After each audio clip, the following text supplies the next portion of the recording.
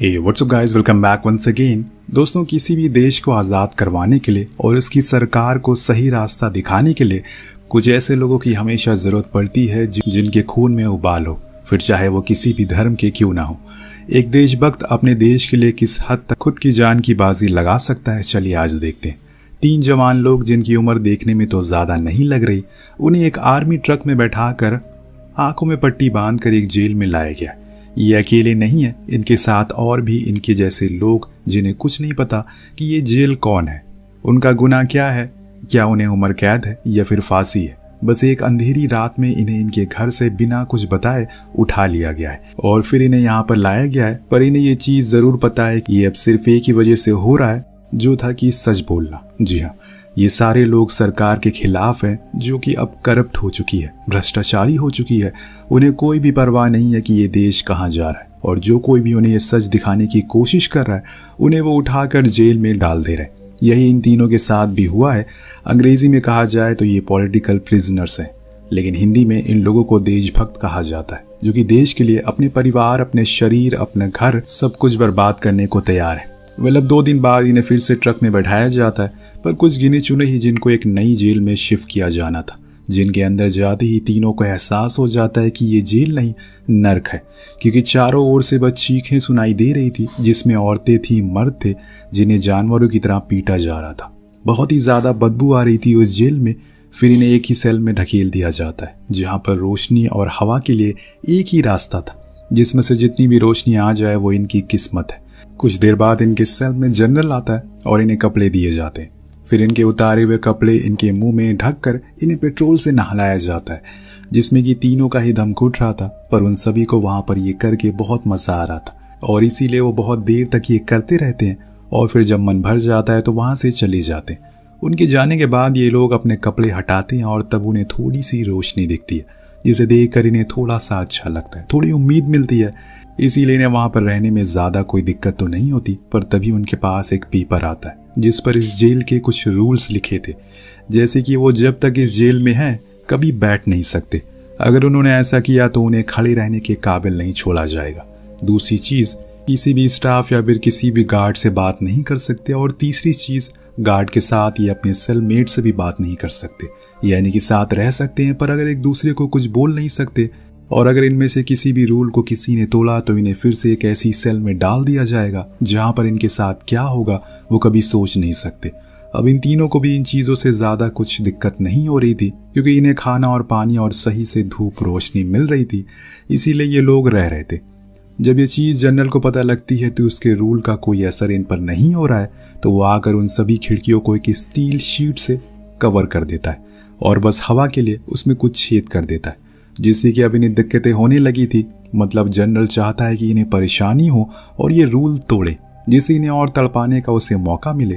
अब महीने बाद इन्हें फिर से तीसरी जेल में शिफ्ट कर दिया जाता है, जो कि पहले 2 से बहुत ज़्यादा जालिम और ख़तरनाक थी, क्योंकि वहाँ पर इन्हें ना तो खाने के लिए ज़्यादा कुछ दिया जाता था, ना ही पीने को। कभी कभी तो इन्हें खुद का ही मलमूत्र पीना पड़ता था और खाना पड़ता था। और इसके चलते कुछ ही दिन में हम इनके शरीर में आने वाले बदलाव को देख सकते हैं। किसी जानवर को भी इनसे अच्छी हालत में रखा जाता है, पर इनकी हालत को देख आप कहेंगे कि इससे अच्छी तो मौत ही है।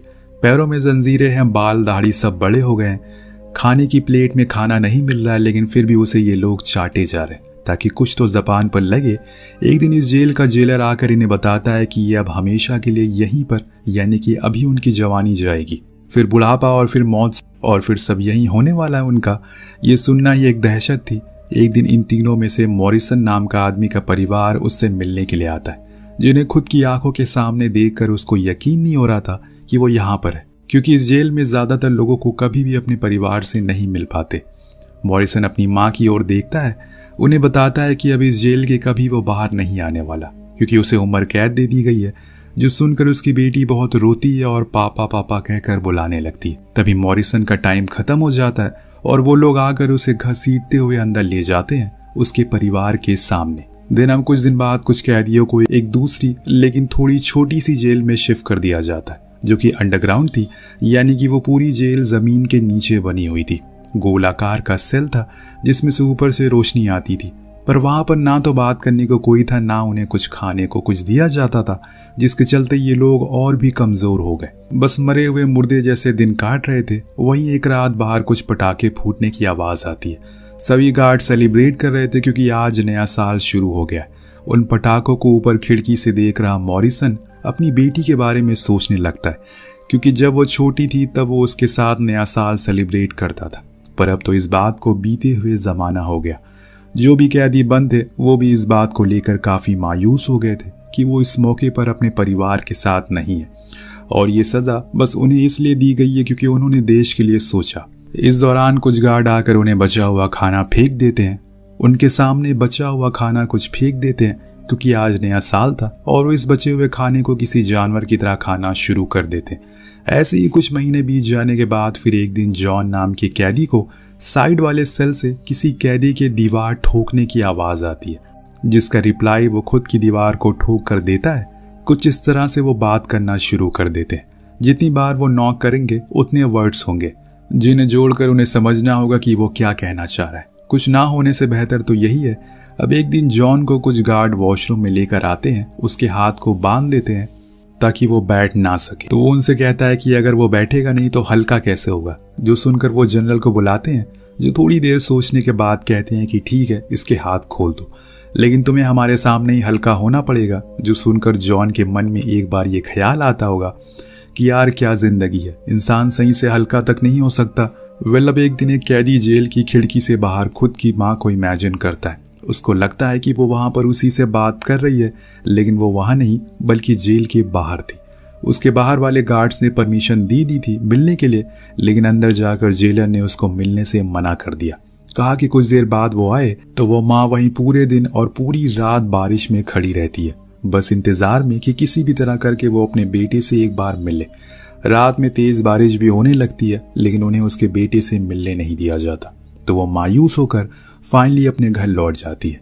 इधर हम देखते हैं कि अब इन्हें पूरे 5वें जेल में शिफ्ट करा जा रहा है। दरअसल दोस्तों, उस टाइम ऐसा इसलिए करते थे क्योंकि बाहर की दुनिया में कहीं किसी को सही लोकेशन ना पता चले उन जेलों की जहां पर इन पॉलिटिकल लीडर को रखा जाता था, क्योंकि इन्हें अपने देश की एक सेफेस्ट जेल दिखाना है लोगों की नजरों में जिसकी एक अच्छी सरकार चला रही है। और ऐसा हर देश करता था। वो ऐसे लोग जो कि उनके खिलाफ आवाजें उठाते थे, उनके ऊपर ये लोग देशद्रोही का झूठा केस लगाकर उन्हें लोगों के सामने जलील करते थे या फिर कहीं जाकर बंद कर देते थे, जिससे किसी को उनके बारे में कुछ पता ही नहीं चलता था। और जिस जेल में अभी इन्हें लाया गया है उसके सेल बहुत बड़े हैं, इसीलिए अब गार्ड वहां पर मार्किंग कर रहे हैं ताकि वो कैदी बस अपने ही एरिया में रहे, वहां से बाहर ना आए।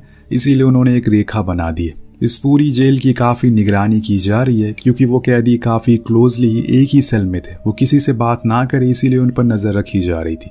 एक गार्ड को हम बात करते हुए सुनते हैं, उसकी बेटी उसे बहुत नाराज थी क्योंकि लास्ट हॉलीडे पर वो घर नहीं आया, इसीलिए वो उसे लेटर लिखना चाहता था, एक अच्छा सा। जो सुनकर मॉरिसन कहता है कि मैं तुम्हारी इसमें मदद कर सकता हूँ क्योंकि मैं एक राइटर हूँ। वो मान जाता और फिर उसे एक लेटर लिखवाता है जो पढ़कर वो काफी खुश होता है क्योंकि वो लेटर बहुत अच्छा लिखा था, इसीलिए वो उसे अपने घर भेज देता है। और देन वही गार्ड आकर उसको अपने साथ लेकर जाने लगता है। मॉरिसन को लग शायद ये लोग उसको अब मारेंगे, पीटेंगे या फिर हमेशा के लिए खत्म कर देंगे, क्योंकि यही तो यहाँ पर होता हुआ आ रहा है।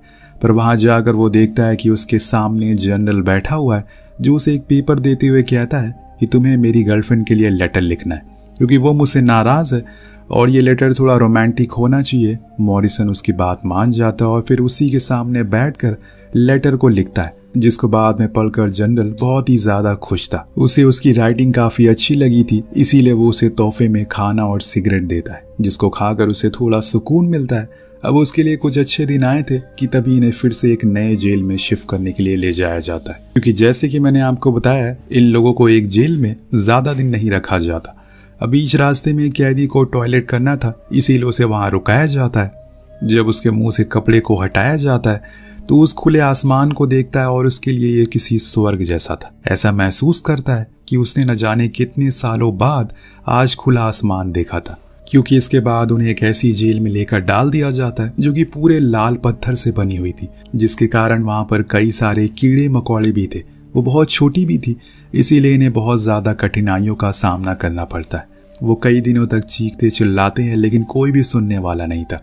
उनकी चीखें यहाँ पर भी ये अपने साइड वाले सेल में नॉक करके बातें किया करते हैं, क्योंकि बोलने की तो अभी भी इजाज़त नहीं है। पर कुछ ही दिन बाद इन्हें वही जेल में दूसरे सेल में डाल दिया जाता है, जो कि थोड़ी बेहतर थी, क्योंकि वहाँ पर सोने के लिए एक छोटा सा बेड है।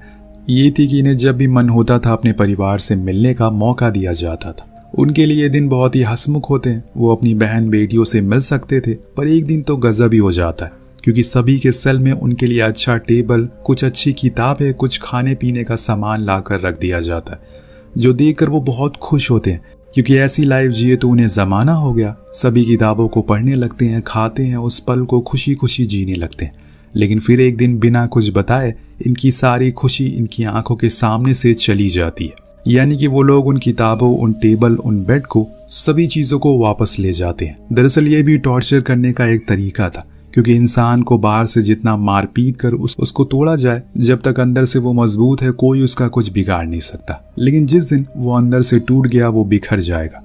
यही यहाँ इन लोगों के साथ करने की कोशिश की जा रही है, यानी कि एक पल भर की खुशी को देकर फिर उनसे वो छीन ली जाती है। जैसे किसी भी इंसान की आदत जब लग जाती है और फिर बिना कुछ बताए ही वो इंसान उससे दूर चला जाए।